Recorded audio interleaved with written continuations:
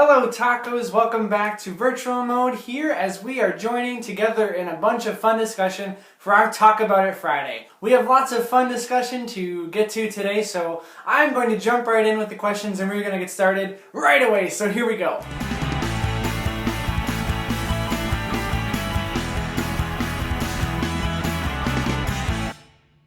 Alright tacos, as always we are going to start our day with a starter question. The starter question for today's Talk About It Friday is, are you excited or are you happy that the snow is melting? Friends, we are in that period of the early spring in which the snow is starting to melt, but there's always a chance that we could get more snow. But as I mentioned before on previous Talk About It Fridays, is that I typically like to have snow for the holidays, and so when it's coming up to like the Christmas time and New Year's time, I'm always really amped when it starts to snow, and it's really great to have snow on the ground for that time. And then we get into January, and it's nice to have a little bit of winter feeling, you know, get that winter month out of your way. But as we've come into this time where it's, you know, end of February, early March, turning our way towards spring, I've really come to the point in the season change where I am tired of the snow and I would much rather it be warm, I would much rather see it melt, and I am so glad that it is starting to melt everywhere. Before 2 weeks ago, my deck outside of my apartment had so much snow on it and it was piling up because we were getting so much snow. Now it is almost all melted off and I'm so happy. I was watching it drip off the roof the other day and I was just getting really excited about spring and all the fun things that are be coming with all the warmer weather that we'll be having instead of all of the crazy snow. So yes, I am excited that the snow is melting. Okay friends, now that we've kind of started up and talking about the spring season, we are going to get into our comical questions. The first comical question has to do with your cereal and your milk. And it is, in which order do you put the cereal and milk? So, I would definitely say that there is a precise, exact answer to this. And if you do not do it this way, I don't know why you don't do it this way. And I'm not going to say I'm going to question your morals or question your way of life. But you're doing it wrong. So, for me, I definitely think, and it is a for sure thing, it is almost constitutionally correct that you put your cereal in your bowl before you put your milk in. You don't put your milk in and then put your cereal in. Why on earth would you do that? I'm thinking of it in the method of when you pour your cereal in, you know how much you want to have, and you know how much you're going to consume based on how hungry you are or based on, you know, the time of day that you're eating your cereal, and that way you can pour your milk in and know precisely how much milk you need. Because you get to see it soak into your cereal. Or build up on top of your cereal, and you kind of are the judge of how much milk you want to put in there. But ultimately, you know, if you start with the milk, you're not going to know how much, or if you put too little in, you might have to add more, you might have to, I don't know, somehow extract milk? You don't do that kind of thing. That's just crazy. I mean, I'm also speaking from someone as experienced who has never tried putting milk in before cereal. Just because I think it's nuts. But I'm sure if you do, and if you are one of those, you know, those people that you do put your milk in before the cereal, you are able to judge how much milk you want to put in. But I'm assuming that there's got to be some experimental process that makes sure that you get to that exact point of milk building before you're able to put in the cereal.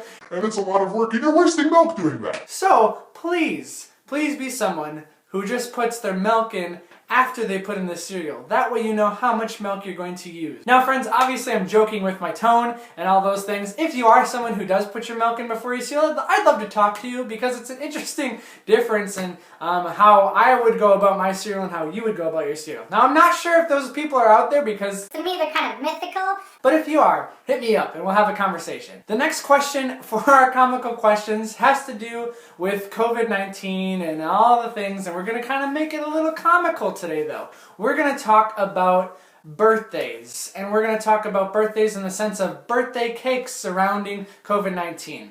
So friends, if you didn't know, my birthday was just this past Monday. It was on March 1st, so I turned 24 years old. Now, in the time of COVID-19, living away from my family, I didn't really have a big birthday celebration, and I didn't have a piece of cake on my birthday. Now, this is something that's typically, you know, associated with birthdays. You have birthday cake. But can we talk about how COVID-19 has totally changed the dynamic of how we look at blowing out candles on a birthday? I want you to think about this for a second. Before all of last year, most people were likely totally okay with getting together with a bunch of people, whether you're close with them or not, typically family members, but definitely not in the same family, pod.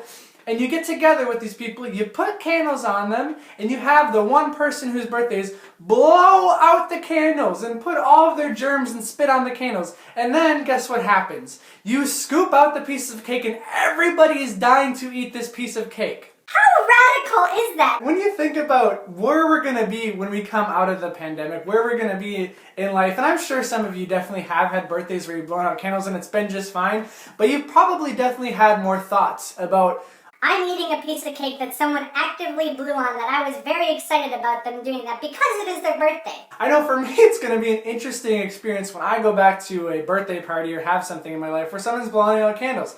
I'm gonna probably think a little bit before I go ahead and eat that piece of cake. And this is something that COVID-19 has kind of changed our whole dynamic and changed our whole ways, because before then, we would have thought nothing of it. We would have thought, Yeah, of course, we're blowing out candles on our birthday cake and it's just fine. but this is a way in which I kind of look at the world and see how things have been so changed. When I watch TV now, I'm looking at all these people in their crowds, they're shaking hands like, No, can't do that. It's COVID times. but it's just a way and we're just going to have to adapt. But it really is kind of funny to think about the practice of birthday cakes and how we had people blowing out candles and we were so excited to eat the piece of cake. Because now I don't think some people are going to be as excited to eat a piece of birthday cake after someone's blown on it and put all their germs on it. So friends, those are our two kind of discussion pieces that I hope you can take back with your family and hope that you can kind of have a fun conversation about maybe ways you're going to change birthday practices or kind of become more comfortable again with blowing out candles on a birthday, or becoming someone who does cereal right if you're someone who puts the milk in before the cereal. But we're going to move on and get into our deeper discussion question for this week, and it's going to have to do with when you get into a deeper sleep. So friends, for the deep discussion question that we have for this week on our Talk About It Friday video, it is, do you think dreams actually have meaning? Now I'm sure many of you have had crazy dreams in your life, and dreams are something that many, not everybody has dreams, but many people understand and go through. And dreams can be kind of simple dreams, they can be ones that are very crazy, and they have all these elaborate schemes around them. And you wake up and you're like, what did I just dream about and why did I just dream about them? And if you've looked and researched this on the internet, there are different ways in which people interpret dreams. Now I've had people that are close to me in my life that have kind of done some dream analysis or kind of figured out why they're dreaming certain things. And my brother even one summer got really engaged in his dream life and wanted to have some lucid dreaming where he could actually kind of control the dream. So he dream journaled and he ate certain things at night. And I kind of have had experience where I have had lucid dreams. But now when we're getting and talking about the meaning of a dream, I think there are some times in your life where the meaning of your dream can make sense. If you're going through something stressful, I feel like when I go through something stressful, I have a more active dream life and something that goes crazier or some kind of crazy thing. I have a lot of dreams about still being back in school and my school turns into a water park or something like that. Now, do I think that necessarily means something for me in a school sense?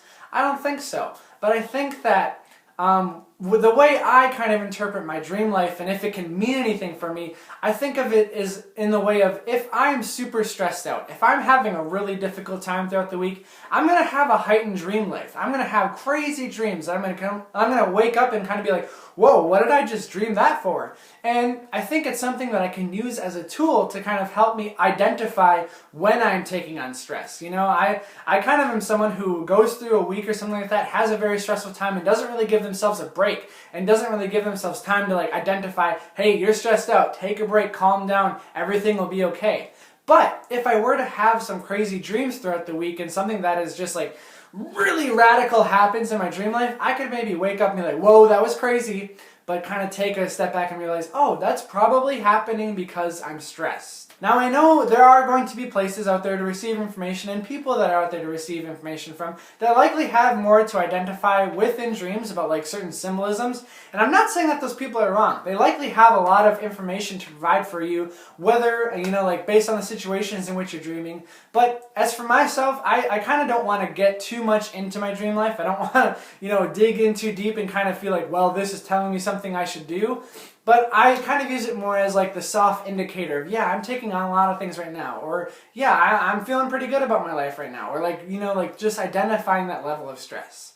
So I hope that that kind of brings up a conversation you to kind of think about your dreams maybe, but not too much, but kind of just like think about why you might be dreaming the things you do, or maybe open a door to exploring why you have those dreams, or the symbolism of your dreams, and kind of just identifying more of how you can use your dream life for your mental wellness and things like that. So that is how we're going to wrap up today. I hope you enjoyed talking about your dreams. I hope you enjoyed our fun questions, and I hope you enjoyed getting into it with our starter. So that is all we will have for this week. I hope you have a great rest of your Friday, and I hope that the weekend is going awesome for you coming up this week. I hope you have really fun plans and that you can start to think about the snow melting even more as our temperatures get warmer, and we might hit some 50s. So that's really exciting. In the next coming weeks, I will have some more information for you guys on kind of the spring plan of things and maybe a fun project that we are going to be able to take part in at the end of March. So stay tuned with all of our communications, and I will see you next week as we get back into it with some motivation for your Monday. Until then, friends, we will see you later.